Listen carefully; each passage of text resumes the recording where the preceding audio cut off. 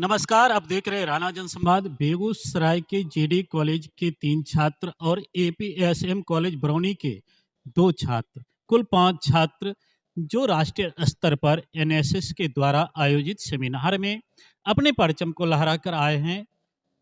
एक छात्र सुमित कुमार जो जेडी कॉलेज के हैं, उन्होंने राष्ट्रीय स्तर पर मंच संचालन में प्रथम स्थान प्राप्त किया।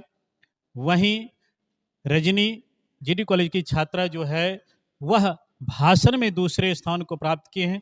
वैसे तो कई कार्यक्रम में बेगूसराय ही ने बिहार ने नेशनल स्तर पर प्रथम द्वितीय स्थान प्राप्त किया है।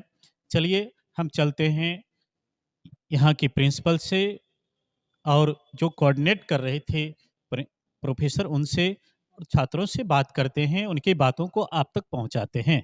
सुमित जी, आप लोग जो गए राष्ट्रीय अधिवेशन सेमिनार में भाग लेने, ये किस, सबसे पहले बताइए कि किस प्रकार का कार्यक्रम था? ये एक ऐसा रंगारंग कार्यक्रम था जिसमें पूरे भारत से 210 स्वयंसेवक चयनित होके आए, जिनको अपने-अपने राज्य का जो उनकी लोक संस्कृति थी उनको प्रस्तुत करना था, कुछ कॉम्पिटिशन हुए उसको फेस करना था और उसके बाद जो भी वहाँ ज़िम्मेदारी मिलती वो आप उसको किस प्रकार करते हैं। एक कह सकते हो हम मिनी इंडिया था वो। जयपुर में वो जो 7 दिन हम लोग रहे मिनी इंडिया, हर देश के अलग-अलग कल्चर को देखना, समझना। पंजाब का जैसे भांगड़ा हो गया, जम्मू कश्मीर के लोगों ने अपना नृत्य दिखाया, असम के लोगों ने बिहू दिखाया, तो ये सब देखने को भी मिला। बिहार के भी लोगों ने अपना बिहार को जो है प्रदर्शित किया था। कुल कितने प्रतिभागी वहाँ भाग लिए थे?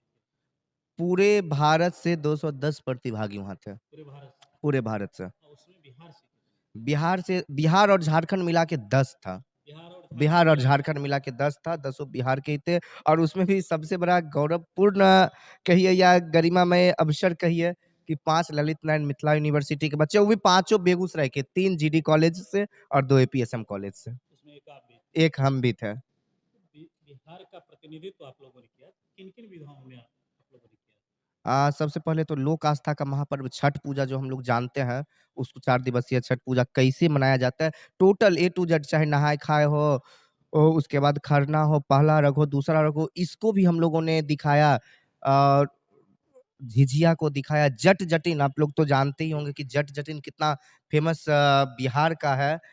उस जट-जटिन डांस को दिखाया, नशा मुक्ति भी हम लोग जान रहे हैं, बिहार के माननीय मुख्यमंत्री श्री नीतीश कुमार जी लगातार नशा मुक्ति अभियान को लेकर शराबबंदी भी किया है, तो इस चीज़ को भी हम लोगों ने नाटक के माध्यम से व्याख्यान किया कि जिसने नशा का शिकार किया, वो किस प्रकार से उजड़ता है। और एक बात और कहना चाहेंगे, आए दिन अक्सर हम लोग देखते रहते हैं कि जहरीली शराब पीने से इतने लोग मरे, उतने लोग मरे और टीवी चैनल पे चर्चा होती है। हम तो कहते हैं चर्चा करना बेकार है, कोई एवरेस्ट फतह करके नहीं आए हैं।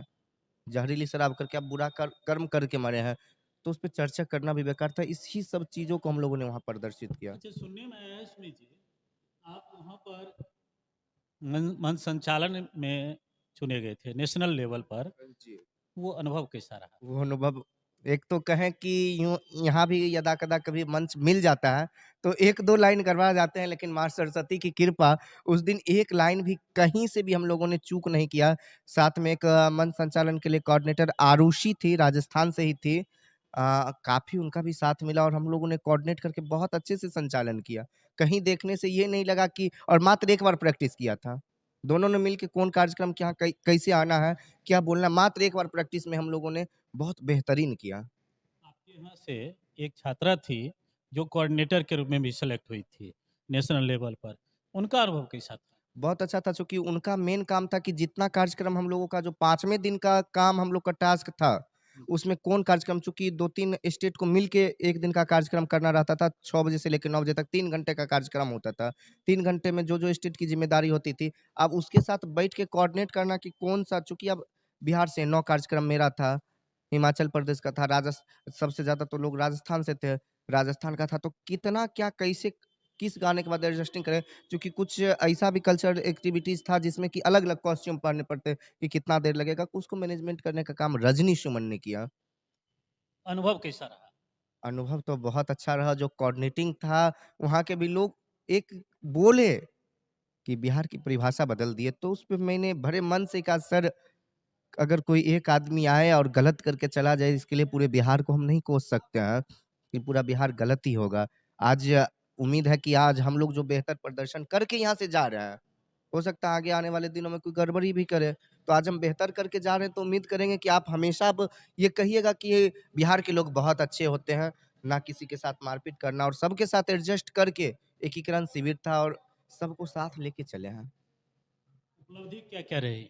स्पीच में दूसरा स्थान रहा और आफ्टर ऑल प्रोग्राम में भी हमारा काफ़ी अच्छा रहा। 2 ऐसा गाना, पूरे भारत का 2 ऐसा, एक होली खेले और जोगी जी वाह और दूसरा जियो हो बिहार के लाला पे ऐसा प्रदर्शन था कि एक-एक लोग थिरकने के लिए मजबूर हो गए, जिसके कारण ये आलम हुआ कि हमने जिसको रिकॉर्डिंग के लिए रखा था, वो रिकॉर्डिंग भी छोड़ के नाचने लगे थे। ये आपकी उपलब्धि ये उपलब्धि रही और एक उपलब्धि रही जो थोड़ा देर बैठिए 2 मिनट।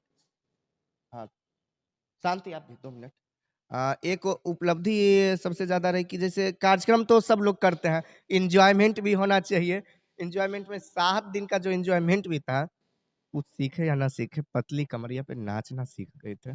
और हर दिन रात 10:30 बजे खाना खत्म होता था, कभी हरियाणा वाले, कभी राजस्थान वाले, कभी यूपी वाले, कभी असम वाले, सर बिहार वाले हैं, एक बार तो चलिए पतली कमरिया पे स्टेप तो सिखा दीजिए। तो काफ़ी अच्छा लगता था, एक वीआईपी कल्चर जैसा लगता था कि चलो कुछ सीख के आए और ट्रेन पे ही हम लोग सीखे हैं। अच्छा, ट्रेन में सीखे और वहाँ सिखाए। रास्ते में ही सीखे। रास्ते में सीखे और उन लोग को वहाँ सिखाए। चलिए अच्छी अंतिम बताइए सुमित जी, जी। वहाँ से आने के बाद आगे का की क्या योजना है? वहाँ से आने के बाद अभी तक तो हम लोग वहाँ से निकले नहीं, ठीक 1 सप्ताह पहले आज हम लोग वहाँ जयपुर भ्रमण में थे, आज बिहार में हैं, अभी भी लग रहा है हम जयपुर भ्रमण में ही हैं। आगे की योजना यही रहेगी कि ज़्यादा से ज़्यादा बच्चे को हम लोग एनएसएस से जोड़ सकेंगे, उनको भी फिर ये मौका उनको भी मिलेगा। आज हम हैं, आज हमारी बारी तो कल उनकी बारी। एनएसएस यूँ कहा जाता है राष्ट्रीय स्वयंसेवक संघ। राष्ट्रीय सेवा योजना। इसको लोग अलग रूप में भी देखते हैं हमारे समाज में, कहते हैं ये आरएसएस का ही एक अंग है। ऐसा क्या कहीं सच्चाई क्या है? ऐसा कुछ नहीं है कि आरएसएस का कहीं से कोई अंग नहीं है। ये जीडी को महाविद्यालय से जुड़ा हुआ एक अंग है, जो बच्चों में बहुमुखी प्रतिभा का निखार करता है। चूँकि हर बच्चों में कुछ न कुछ टैलेंट छिपा ही होता है, तो उसको निखारने का काम एनएसएस करता है। हमारे चैनल से आज आपको जो देख रहे हैं, उनके लिए क्या संदेश है? उनके लिए ही संदेश देना चाहेंगे कि अगर आपके भी घर के लोग अगर कहीं कुछ अच्छा करते हैं, तो उनको सपोर्ट करिए, नहीं कि ये क्या करने जा रहा है, पढ़ाई बाधित होगा। एक समय था जब लोग कहते थे पढ़ोगे लिखोगे तो बनोगे बनोगे खराब।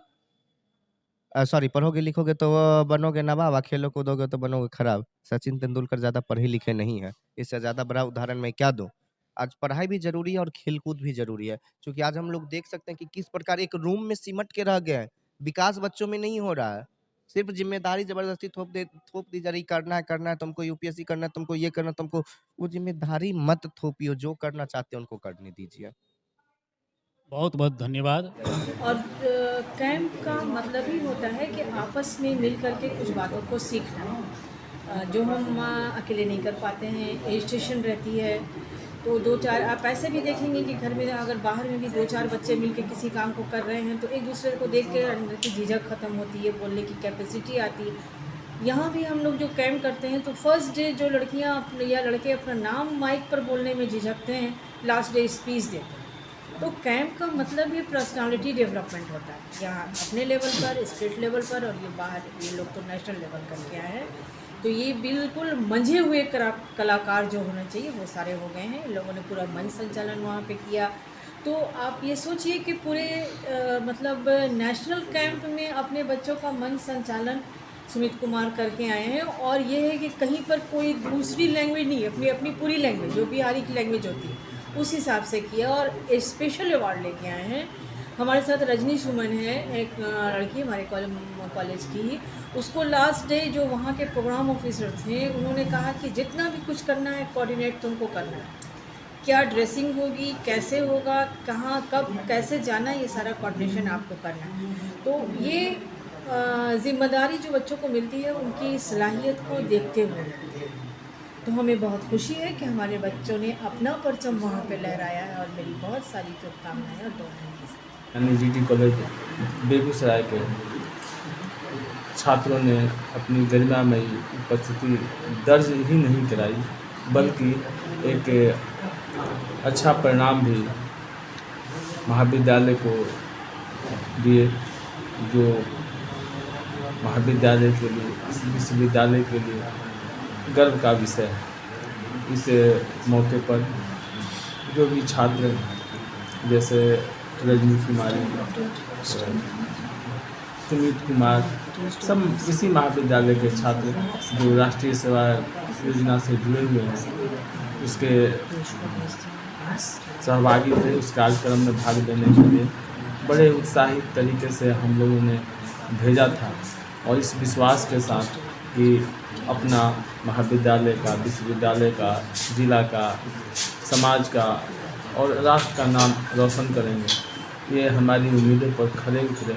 इसीलिए हम तमाम छात्रों को तहे दिल से शुभकामना देता हूँ, बधाई देता हूँ और ईश्वर से प्रार्थना करता हूँ कि इनका भविष्य उज्जवल हो और ऐसे ही लगातार अपने कठिन परिश्रम के बल पर महाविद्यालय का और अपने समाज का, परिवार का नाम रोशन करते रहें।